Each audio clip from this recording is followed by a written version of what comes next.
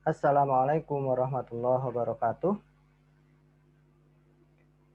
Alhamdulillah wala haula wala quwata illa billah. Asyhadu an la ilaha illallah wahdahu la syarikalah wa asyhadu anna Muhammadan abduhu wa rasuluhu la nabiyya ba'dah. Allahumma shalli wa sallim wa barik ala sayyidina Muhammad wa ala alihi wa sahbihi ajmain amma ba'd. Alhamdulillah pada kesempatan kali ini kita bisa berkumpul bersama pada mata kuliah ilmu dakwah setelah Idul Fitri, setelah Lebaran. Alhamdulillah mungkin ada yang masih di kampung halamannya dan mungkin ada yang sudah sampai kos-kosannya di sini. Saya ucapkan taqabbalallahu minna wa minkum siyamana wa siyamakum kullu am wa antum bi khair. Mohon maaf lahir dan batin jika ada khilaf yang saya lakukan selama ini, selama perkuliahan kita, baik itu disengaja ataupun tidak. Ini sengaja saya mute supaya tidak ada suara bising, karena pada awal permulaan Zoom tadi ada beberapa suara yang masuk yang tidak ada hubungannya dengan perkuliahan. Baik, dari kelompok 10 dan 11, alhamdulillah sebagian besar sudah mengumpulkan makalahnya, sudah men-share makalahnya di grup masing-masing. Hanya saya lihat ada sebagian yang bagus, cek plagiasinya itu 11%, luar biasa. Memang benar-benar bekerja keras dalam menulis makalah tersebut. Ada juga yang 22%, ada yang 50%, bahkan ada yang 80%. Untuk yang 50-80%, setelah perkuliahan bisa mengurangi hasil plagiasinya itu, yang dianggap plagiat itu tolong dirubah. Nanti di akhir semester akan saya share link untuk mengumpulkan revisi makalah. Maka bagi yang sudah melakukan presentasi, boleh untuk mengurangi lagi plagiasinya, paling tidak batas yang sudah kita sepakati adalah 30%. Dan tentunya nilai akan mengiringi hasil usaha keras kalian. Hasil kerja keras kalian akan mendapat nilai yang sepadan. Kalau yang serius, yang bagus, tentu nilainya akan bagus juga. Kalau yang biasa ya biasa-biasa saja. Nanti ketika mengumpulkan makalah akan disertakan juga hasil cek plagiasi terakhir, berapa persennya. Bahkan nanti akan ada kolom keterangan. Jadi si A dalam kelompok tersebut mengerjakan berapa persennya, 80% atau 50%. Si B mengerjakan berapa persen, si C mengerjakan 0% mungkin. Ya nggak apa-apa, ditulis saja. Oh, ini ada apa? Satu kelompok 3 orang. Kemudian si A dia 70% mengerjakan, si B 20%, si C hanya 10%.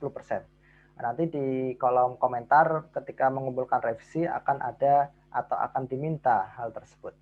Jadi insya Allah yang berusaha keras akan mendapatkan apa yang dia usahakan.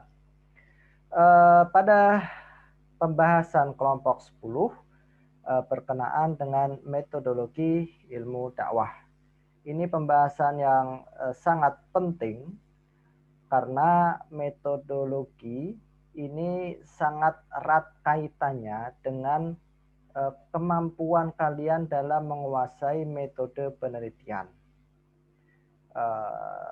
Di sini ada yang program studi manajemen dakwah, ada program studi komunikasi dan penyiaran Islam.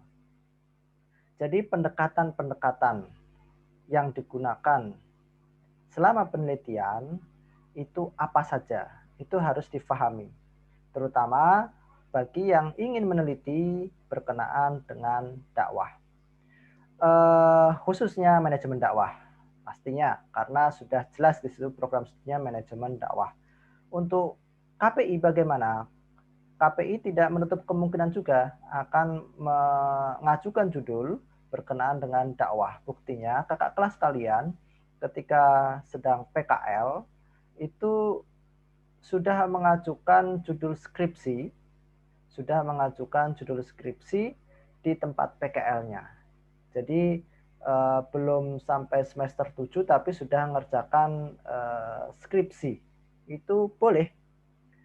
Dan karena dia sudah menguasai ilmu dakwah, ilmu komunikasi, metodologi ilmu dakwah, metodologi ilmu komunikasi sudah dia kuasai, sehingga dia memiliki alat untuk meneliti di lapangan, maka sah untuk melakukan penelitian di lapangan ketika PKL tersebut. Langsung saja, di sini kami share berkenaan dengan metodologi ilmu dakwah.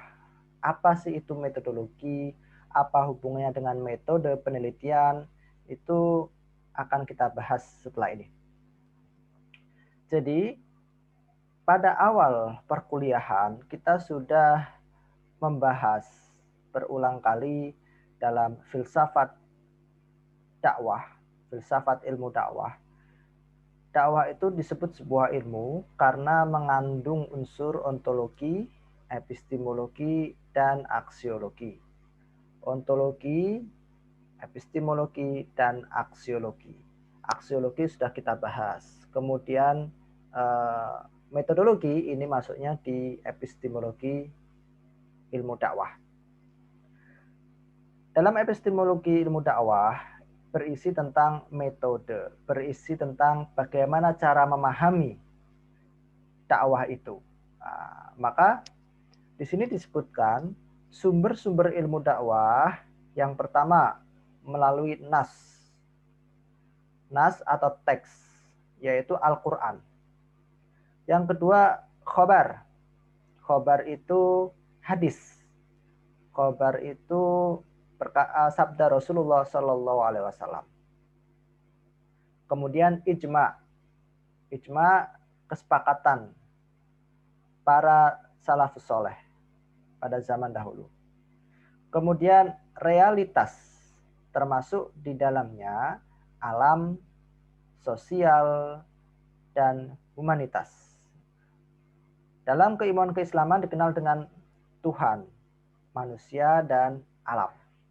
Jadi kalau alam itu bahasa istilahnya itu kosmosentris. Kemudian manusia antroposentris dan Tuhan teosentris.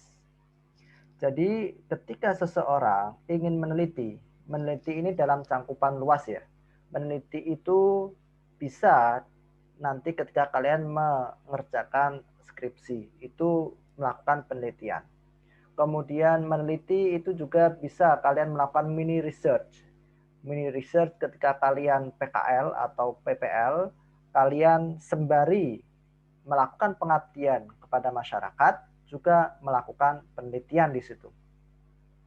Ada kemarin yang bimbingan saya di Probolinggo, ketika PKL, sembari PKL meneliti tentang bagaimana seseorang itu yang mana dulunya perakit bom, kemudian dia mendapat hidayah, mendapat semacam ilham untuk meninggalkan perilaku tersebut.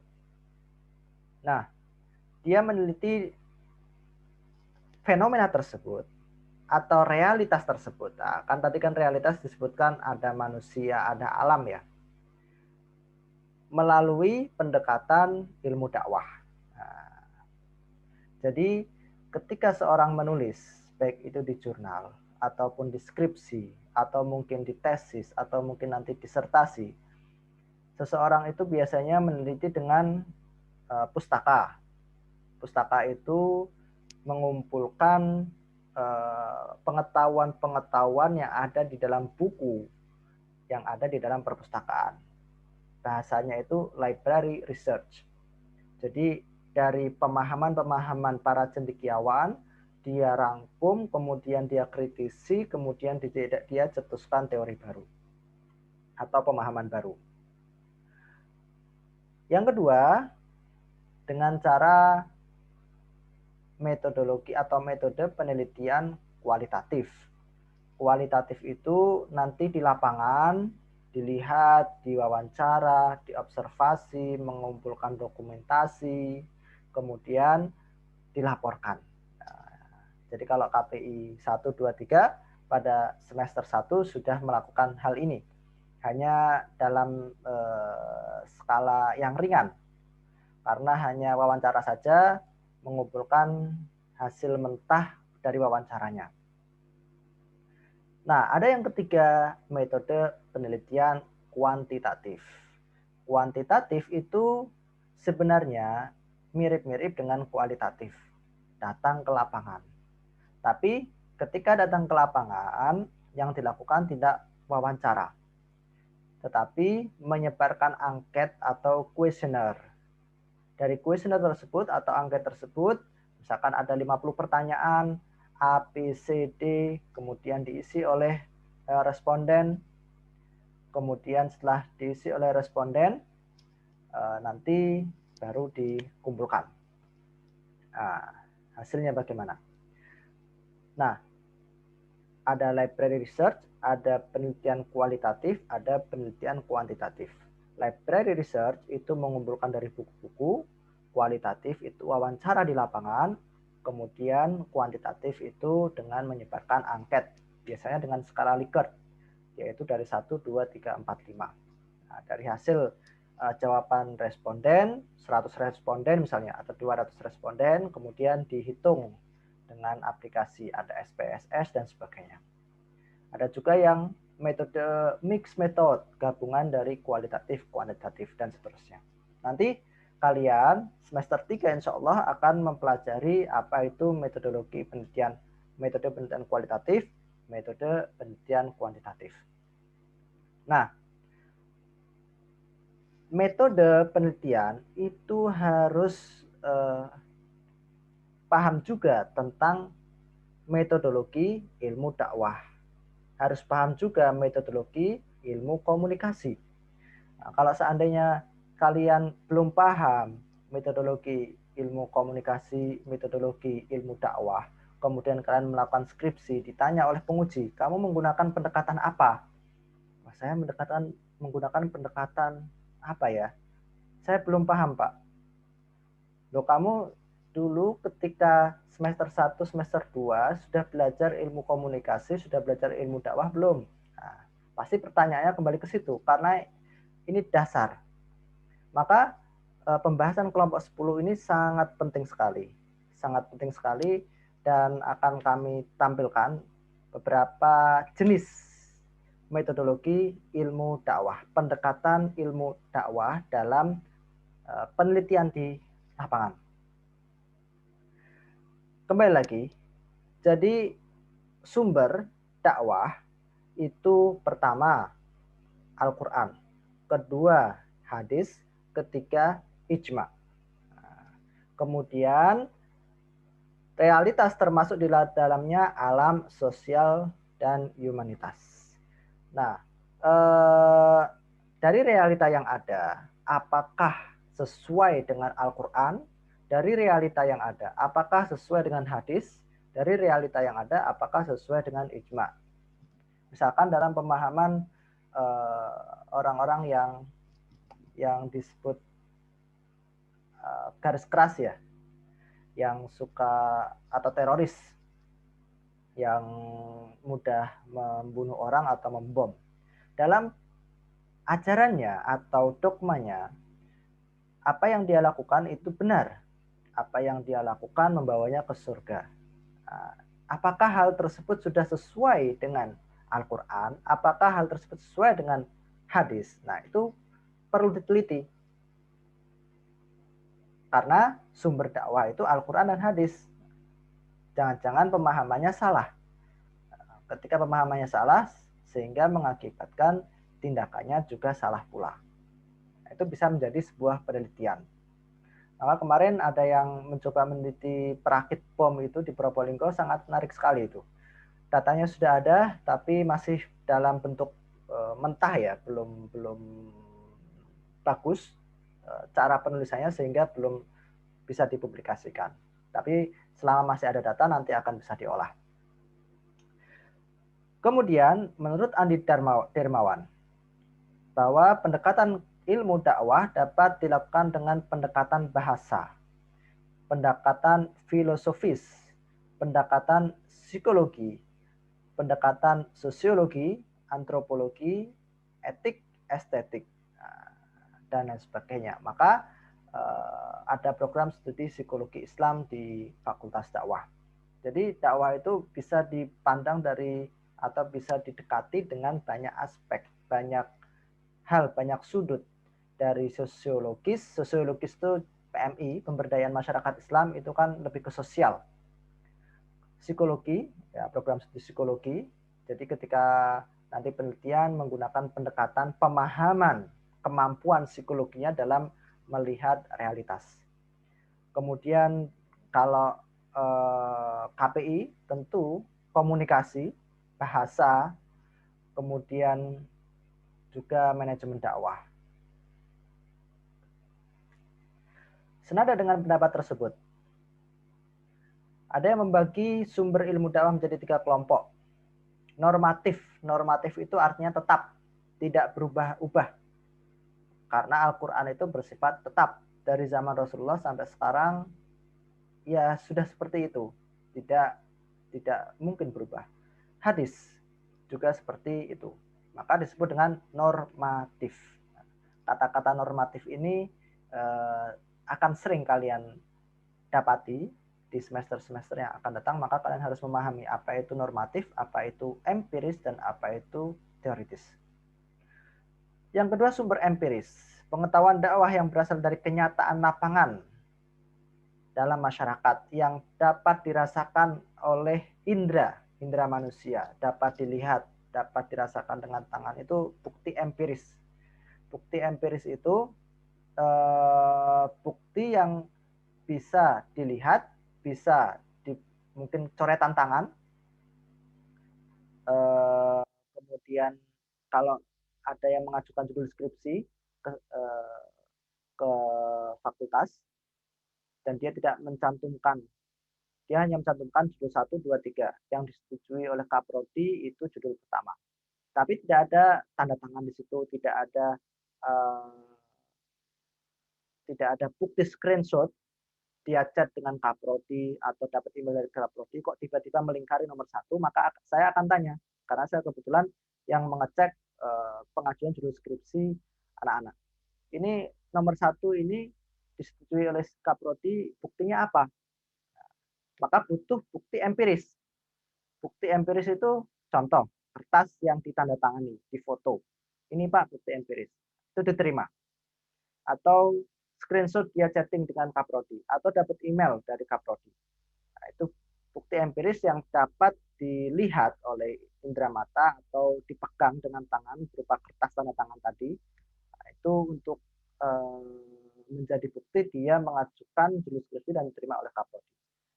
Sumber empiris maksudnya pengetahuan dakwah berasal dari kenyataan lapangan dalam masyarakat. Lapangan, realitas itu dapat kalian lihat, dapat kalian rasakan, dan dapat kalian observasi. Bagaimana Muslim yang ada di Indonesia. Ketika Lebaran, Muslim di Indonesia itu silaturahmi dari rumah ke rumah. Kalian tidak akan menemukan hal tersebut di Saudi. Kalian tidak akan menemukan hal tersebut di Mesir, di Maroko. Nggak ada. Karena masyarakat di sana ketika Idul Fitri nggak ada kebiasaan salam-salaman seperti di Indonesia. Nah, ini namanya realitas, kenyataan di lapangan. Ketika Idul Adha di Arab, baik itu Saudi, Maroko, Mesir, dan sebagainya, itu malah lebih ramai. Lebih ramai daripada Idul Fitrinya.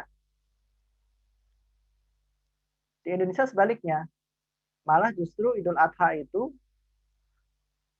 kalau sekolah liburnya cuma 1 hari 2 hari, nggak ada yang mudik, paling ya cuma potong kambing, sapi, kemudian dibagikan. Kemudian masak sate. Sekedar itu saja. Nah, jadi realitas yang ada di Indonesia dan realitas lapangan yang ada di Saudi atau di Timur Tengah pada umumnya ya, di Mesir, Maroko dan sebagainya itu berbeda. Nah, ini apa di situ dapat kita ambil kesimpulan pemahaman, oh cara dakwah itu ternyata di tiap daerah itu berbeda. Bahkan di daerah yang sama, waktunya berbeda, itu juga cara dakwahnya bisa jadi berbeda. Contoh, dulu pada zaman Wali Songo, itu kan cara dakwahnya Sunan Ampel, Sunan Kalijogo, itu kan beda. Padahal hidup di masa yang sama. Sunan Kalijogo lebih ke seni, menggunakan media wayang, media yang disukai oleh masyarakat pada waktu itu. Sehingga dakwah semacam itu mudah diterima dan banyak orang yang masuk Islam. Kan kayak gini bisa diteliti. Kalau dulu kita hidup di zaman Sunan Kalijogo, wah ini bisa kita teliti ini ternyata dakwahnya Sunan Kalijogo itu menarik, banyak yang menerima dengan pendekatan seninya. Nah, kemudian kita teliti, kita wawancarai Sunan Kalijogo, strateginya bagaimana, kenapa Pak memilih metode dakwah semacam ini, alasannya apa, dan sebagainya. Kalau kita hidup pada zaman tersebut. Nah, zaman sekarang, realitas di lapangan. Contoh ada pondok metal. Itu ada pondok metal, kemudian dakwahnya bagaimana, itu kan menarik. Karena tidak semua daerah itu memiliki hal semacam itu. Kemudian sumber teoritis berasal dari para penulis yang secara khusus mengkaji tentang dakwah. Ini pendapat dari Sisyanto. Kemudian ada juga yang mengatakan menurut Jalaluddin Rahmat, pendekatan ilmu dakwah itu ada dua, normatif dan empiris. Hampir-hampir sama. Jalaluddin Rahmat itu kemarin yang baru meninggal, dosen UIN Bandung. Kemudian objek penelitian ilmu dakwah. Objek penelitian ilmu dakwah. Agama sebagai sebuah kajian penelitian dapat dilihat dari dua sisi. Agama sebagai doktrin dan agama sebagai gejala sosial. Agama sebagai doktrin dan gejala sosial dikaji menggunakan metodologi yang berbeda. Jadi kalau sebagai doktrin, sebagai pemahaman, maka metodologi yang digunakan adalah ilmu tafsir, ilmu usul fiqh, mustalahul hadis. Jadi kalau kalian ingin mengkaji tentang agama sebagai sebuah doktrin atau pemahaman atau sebuah ajaran, maka kalian harus paham ilmu tafsir, ilmu mustalahul hadis, ulumul hadis, usulul fiqh untuk dapat mengkaji agama sebagai sebuah ajaran. Kalau kalian tidak paham itu, terus tiba-tiba mengkritisi ajaran agama Islam, ya mudah dipatahkan. Ibarat bangunan yang rapuh, fondasinya tidak kuat, maka bangunannya akan gampang ambruk. Kemudian, penelitian keagamaan yang sasarannya adalah agama sebagai gejala sosial yang ada di masyarakat dapat digunakan metodologi penelitian sosial. Seperti saya sebutkan tadi, ada kualitatif, metode penelitian kuantitatif, dan sebagainya. Atau Mudor mengemukakan 5 aspek dari agama sebagai gejala sosial yang dapat menjadi objek penelitian dalam ilmu dakwah. Yang pertama, naskah yang mengandung ajaran agama. Naskah yang mengandung ajaran agama. Maksudnya bagaimana? Jadi para ulama zaman dahulu itu menulis kalau menulis sebuah buku. Sekarang disebut manuskrip karena Sahih Bukhari ditulis oleh Imam Bukhari meninggal tahun 261 Hijriah. Sedangkan sekarang 1400-an Hijriah. Itu 120 tahun yang lalu. Naskahnya Imam Muslim itu masih tersimpan rapi, lengkap, dan tulisannya jelas di perpustakaan Alexandria, Mesir. Nah, kalian ingin meneliti manuskrip naskah Sahih Muslim. Kalian meneliti tujuannya apa? Tujuannya untuk memastikan apakah kitab Sahih Muslim zaman sekarang yang dimiliki oleh orang-orang itu apakah sesuai dengan manuskrip tulisan Imam Muslim yang asli atau tidak. Maka ini bisa menjadi sebuah objek penelitian. Imam Suyuti punya banyak sekali karya. Misalkan Tadribur Rawi.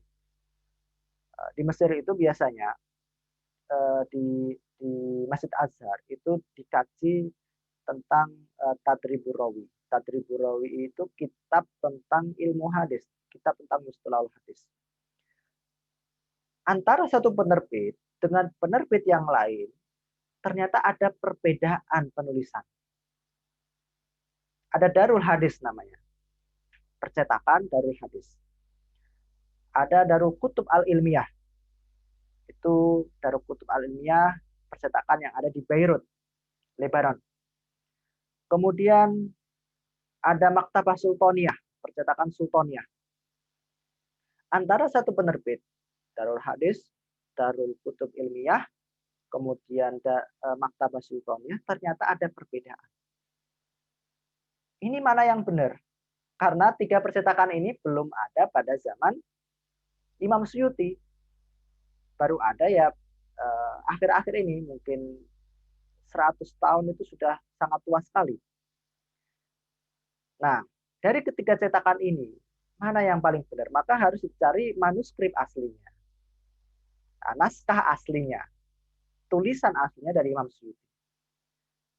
Kemudian ditahqiq, diteliti, ditelaah, ternyata yang paling benar adalah cetakan Maktabah Sultaniyah. Nah, ini menjadi objek penelitian bisa. Meneliti manuskrip.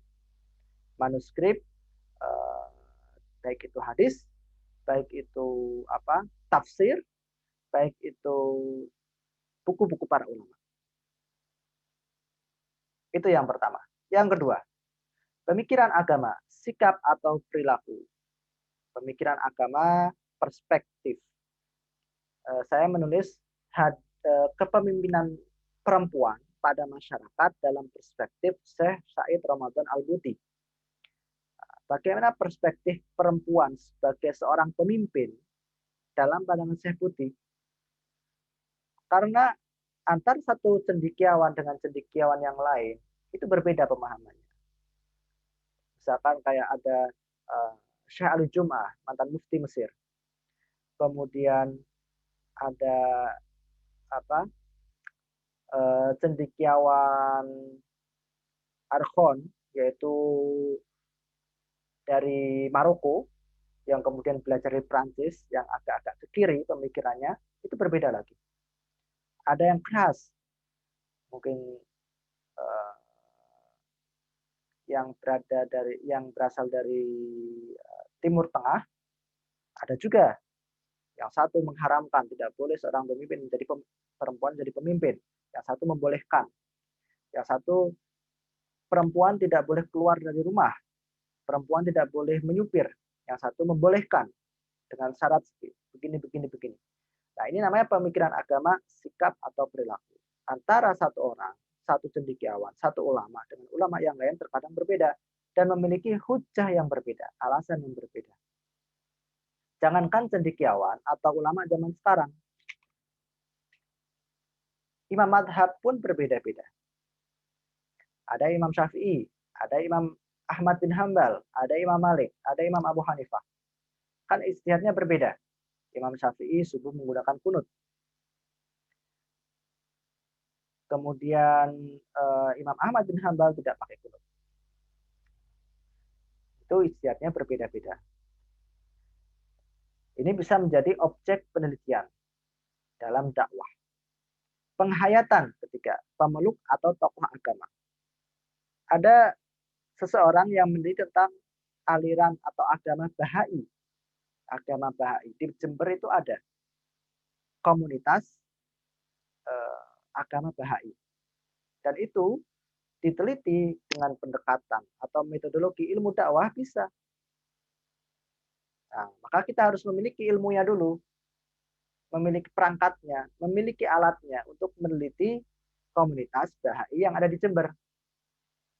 Gimana kok saya baru dengar Pak agama Bahai di Indonesia itu. Ternyata agama Bahai itu tidak hanya di Jember, ada banyak. Di beberapa kabupaten Jawa Timur itu ada banyak. Dan bagaimana itu tumbuh, bagaimana itu muncul, nah itu perlu diteliti. Maka bisa menjadi objek penelitian. Kemudian 4, kepercayaan atau ritual-ritual suci seperti kepercayaan Sabto Darmo. Itu juga bisa menjadi objek penelitian. Seorang peneliti itu ketika meneliti tidak harus ikut. Kalian meneliti tentang agama Bahai, kalian tidak harus ikut ritual ibadah agama Bahai, tidak harus ikut. Bahkan seorang peneliti itu harus objektif. Seorang peneliti itu harus melihat seobjektif mungkin, tidak boleh subjektif. Kita melihat dari luar, melihat apa adanya, melaporkan apa adanya. Kalau seandainya kita mungkin bagian dari komunitas tersebut, maka kita tidak boleh mengedepankan atau mengunggulkan. Jadi kita harus melihat apa adanya. Kita tidak boleh melaporkan hal yang positif saja. Apa yang positif, apa yang negatif. Apa yang benar, apa yang salah. Apa kelebihannya, apa kekurangannya. Nah, itu yang objektif. Kalau orang yang subjektif biasanya ketika melaporkan sesuatu atau menjawab sesuatu hanya menjawab dengan yang baik-baik saja, yang bagus-bagus saja. Di Indonesia itu banyak kepercayaan dan itu bisa diteliti. Dan kalau di Kementerian Agama biasanya itu ada dana khusus untuk bagi para peneliti untuk meneliti kepercayaan atau agama selain agama yang 6 yang ada atau yang diresmikan di Indonesia. Itu ada dana khusus. Untuk apa? Untuk mengetahui, oh ternyata itu ada ajaran si A, ada ajaran B, ada ajaran C di Indonesia, dipetakan. Seperti itu. Kemudian yang kelima, lembaga atau organisasi. Itu bisa menjadi objek dakwah. Contohnya, lembaga zakat. Maka KPI 123 pada penelitian sebelumnya, semester sebelumnya, saya arahkan kalau mau ke pesantren silahkan lagi. Kalau mau ke lembaga zakat silahkan. Bahkan saya anjurkan. Bahkan saya kasih contoh wawancaranya itu apa saja. Lembaga bisa juga menjadi objek penelitian. Nah ini kalian harus paham. Objek penelitian 1, 2, 3, 4, 5. Ketika nanti kalian sudah paham, Pak saya mau mengajukan judul skripsi. Syarat kalian terpenuhi secara SKS, ketika PKL kalian penelitian bisa menjadi data untuk skripsi dan kalian nggak harus lama-lama menunggu untuk melakukan skripsi. Yang teman-teman yang lain masih sibuk kerjakan skripsi semester 8, 9, 10, 11, 12, kalian sudah selesai di awal. Jadi nggak usah bayar UKT lagi. Agama sebagai objek penelitian. 3, yaitu perwujudan agama. Perwujudan agama sebagai bentuk pengetahuan pikiran manusia. Perwujudan agama sikap tindakan manusia. Ketiga, perwujudan agama dalam benda-benda suci keramat. Contoh agama dalam pengetahuan tadi saya sampaikan perspektif Syekh Ramadan Al-Buti, perspektif Arkaun, perspektif Syaikhul Jum'ah dan sebagainya. Perwujudan agama dalam sikap tindakan manusia, fenomena di lapangan. fenomena di masyarakat bagaimana. Kemudian perwujudan agama dan dalam benda-benda suci dan keramat itu bisa diteliti. Kemudian objek penelitian dakwah dapat diklasifikasikan sebagai berikut. Jadi ada beberapa ini ya, ada beberapa pandangan dari para cendekiawan tentang objek penelitian ilmu dakwah. Yang pertama tadi 5, kemudian yang kedua 3, kemudian yang ini 4 dan 5. Ini kalian boleh merujuk, kemudian kalian boleh mengutip siapa penulisnya, kalian jadikan dasar untuk penelitian, baik itu ketika skripsi, baik itu untuk mini research ketika kalian menulis sebuah jurnal.